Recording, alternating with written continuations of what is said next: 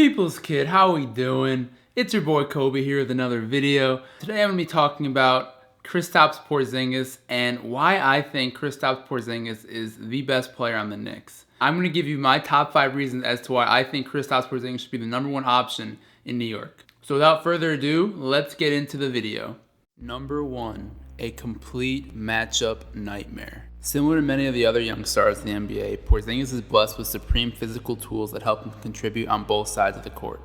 According to NBA draft analyst Chad Ford, Porzingis has a height of 7'1¼ without shoes, putting his listed height at an insane 7'3", while also sporting a 7'6" wingspan.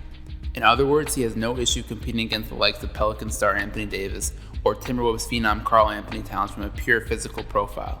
It isn't just the physical tools that make the player. We gotta remember budding stars like Porzingis are great because of the skills that align with their superior size. And for KP, it starts nowhere else other than his ability to shoot the basketball. In the current year, Porzingis is shooting a scintillating 40% from 3 this year on a whooping 5.4 3-point attempts per game. That puts him at a total of 26 3-pointers made on the season, marking him third for big men only behind Houston Rockets forward Ryan Anderson and Cavaliers 3-point specialist Channing Frye as of the making of this video. For a team that likes to emphasize spacing and clear the paint for their playmakers, KP is an elite option as a shooting big who relishes catch and shoot opportunities off the pick and roll. But what if your team carries a different approach on offense? This is where Porzingis shines from the rest. While guys like Anderson and Frye both become ineffective when you run them off the 3-point line, Porzingis is as unstoppable inside the 3-point line as he is outside it. On the season, Kristaps is shooting a robust 54.4% on 2-pointers this season, in line with the offensive versatility of other NBA stars. Let's take a look at a simple play from a game a couple nights ago that shows his remarkable talent. After KP hits Justin Holiday on the wing and screens away, you see him pop out and receive a pass from his teammate at the top of the key. Although Porzingis probably had plans to shoot the 3 here, Otto Porter Jr. does a great job closing out on the potential shooter. Instead of dishing back the ball to teammates to reset the play, KP calmly puts the ball on the ground, takes 2 dribbles, and sinks a mid-range pull-up jumper over the hands of Otto Porter. For the average NBA fan out there, that simply an effective play is what makes NBA draft scouts drool. And despite taking the loss here to the Wizards, it exemplifies the matchup advantage KP brings with him on the court every single night.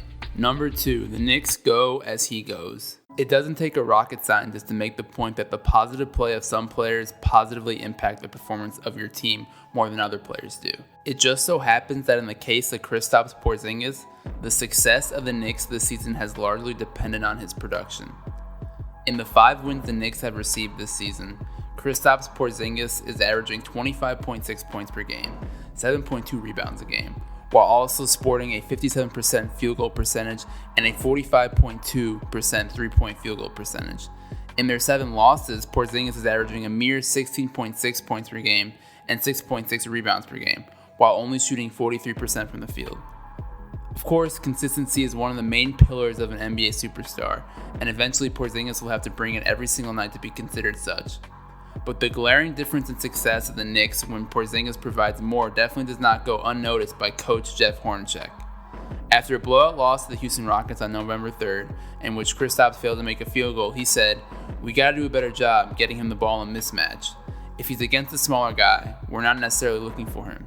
We have to find that mismatch." Although on the surface it's not the strongest statement on feeding Kristaps the ball, I am confident Hornacek and his staff will continue to build the offense around the 7-foot Latvian. Number 3, Carmelo Anthony isn't the same player he once was. Let's be clear, Carmelo Anthony still remains one of the premier scorers in the NBA and can go toe-to-toe with the best of them any given night. But it's time to recognize those 40-point nights are becoming more and more rare. Hell, even the 30-point games are diminishing. In his last full 3 seasons, Carmelo has dropped from 31 30-point games in a season to 25 30-point games, all the way down to only 8 30-point games last season. Along with that, we've seen his per-game averages drop steadily since his MVP caliber season in 2012 and 2013. So what seems to be the issue? When taking a deeper look into Carmelo's scoring over the last few seasons, there isn't a clear indication of what part of his game is starting to escape him. He's actually managed to stay in line with his career field goal percentages during his decline in production. Sure, his 3-ball percentage has come down a bit from when he shot 40% from the field in 2013, but that was much more of an outlier than a common occurrence in Melo's career. What can't be disputed, though, is that Carmelo is taking less shots, and there has to be a reason for it. The eye test definitely does the trick here.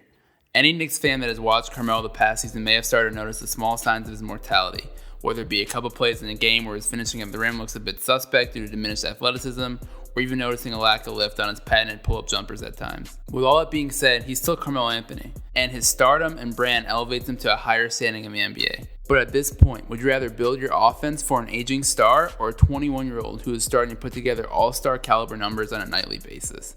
Look, contact is important here. Remember, even at Carmelo's absolute prime, his style of play that focuses heavily on isolation ball and shot clock drainage never really materialized in a winning identity on offense with the Knicks. Even overlooking that they failed to make the playoffs in 3 straight seasons, the 50-win Knicks team in 2012 wasn't really a product of Carmelo's ISO game as it was the fact that the Knicks were pretty much unconscious from 3 that year, and they led the league in 3-pointers made and attempted. Look, I'm not trying to attack Carmelo here. I'm a huge fan of him. But I think there's an opportunity here for the Knicks to make a changing at the helm decision of who should be option A. I personally think not only will an increase in usage for Kristaps help him reach his eventual superstar status in the NBA, but it will make the Knicks a better team on day one. Number 4, ruthless competitor. When looking at the potential of NBA draft prospects, there are several things scouts and GMs look for that have absolutely nothing to do with size, skill, or athleticism. The intangibles of a player can often be the deciding factor of who an NBA team decides to go with. When the Chicago Bulls were deciding between at the time Memphis guard Derrick Rose and Kansas State's Michael Beasley, Bulls owner Jerry Reinsdorf asked the players, "What about college basketball bothered you the most?" In the interview with Beasley, he said, "When you go on the road and the referees make bad calls." But when Reinsdorf posed the question to Rose, "What about college basketball bothered you the most?" he simply answered, "Losing." Ironically, of course, Derrick Rose is now the teammate of Kristaps Porzingis, but the example shows the type of competitiveness that an NBA superstar plays with. To be the best, you have to want to be the best. When the Knicks drafted Kristaps Porzingis in the 2015 NBA draft, it was a controversial move to say the least. Many Knicks fans did not see Porzingis as an immediate fix to the current problems that faced them. And of course, Stephen A. Smith had to get his soundbite on the decision. We have been hoodwinked, bamboozled, led astray, run amok, and flat out deceived by Phil Jackson and the New York Knicks. But how did Porzingis respond? Instead of deriding the Knicks fans who booed him on draft night, a 19-year-old Porzingis framed the situation as a challenge. "I have to do everything that's in my hands to turn those booing fans into clapping fans," Porzingis said. "I want to be a part of this organization. And I know the fans are a little harsh sometimes, but that's how it is here in New York, and I'm ready for it." Complete and utter confidence in himself and his game.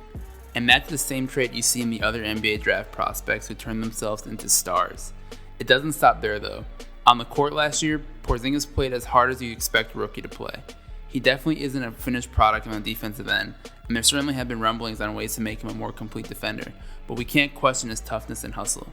It's rare to see Porzingis not hustle for a loose ball and not compete in the low post with NBA big men who are far more filled out than he is at this point. You see, he wants to be great. He has said all the right things, and he's done all the right things you'd expect from a future franchise player. Number 5, dripping with superstar potential. Of course, this last reason is actually a culmination of what I've already said. The guy simply has all the tools to be an NBA All-Star year in, year out. It's hard not to have heard the Dirk Nowitzki comparisons and not see the similarities in their games. In the context of the Knicks, Porzingis has shown over the last couple weeks that he can be the guy for them to look towards as their centerpiece.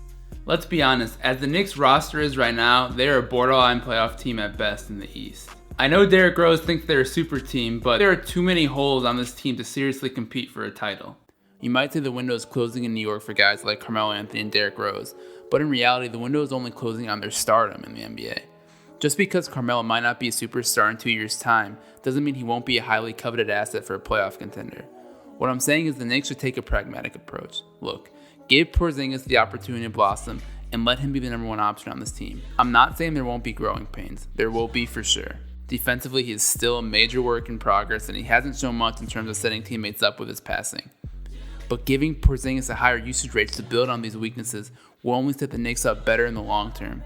And that's why I think the combination of his future potential and current production makes him the best player on the Knicks at age 21.